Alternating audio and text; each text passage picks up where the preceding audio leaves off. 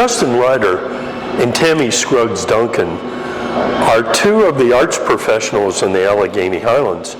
And in the old days, there was a tremendous competition between one end of the county and the other. There probably still is.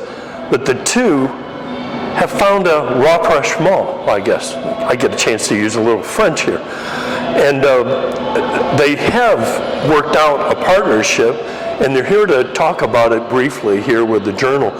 Justin, this really is a partnership kind of made in heaven. You get talent from both ends of the county, plus all over the world. You're bringing people in all over the region. How does this all work?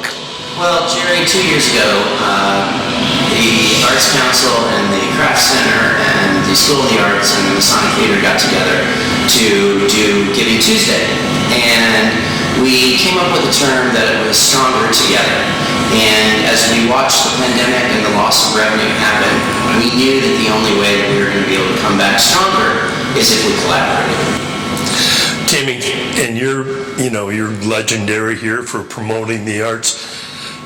Working with somebody across the county in the old days was not quite as easy. I'm not so sure that it was. Maybe it was, but maybe it didn't appear to be.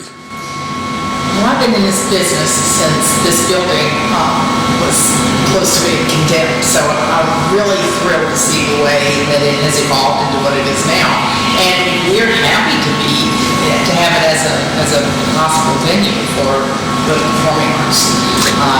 And personalities that have come along in the last few years we've built a bridge, haven't we? I think so. And the pandemic just solidified that, because we were all going down together, and so we've survived. And I think that the partnership, the collaboration, or the kinship that came from the pandemic really made us stronger together, as we were discussing. But we do bring artists from all over the world, and this is a fabulous venue in which to present them, and the community loves coming here. The artists love coming here. I love working with Justin. It's all a win-win. What's really cool in the old days, I think equipment was a problem, maybe even lighting. There were some of those things that may not have been that obvious to the public, but equipment's expensive, getting the people to do it. And Justin, it seems like you've got a great venue here, plus you've got that nice equipment. The 2016 renovation brought state-of-the-art theatrical equipment to this venue, which makes a tremendous amount of difference about what artists you can bring in. But moreover, working together, we can all bring other resources to the table. And in some ways, it will help expenses. If we're doing this together, we're not having to put out as much money up front of it, and that helps both organizations survive and in the future flourish. And that's why this Celtic Angels performance is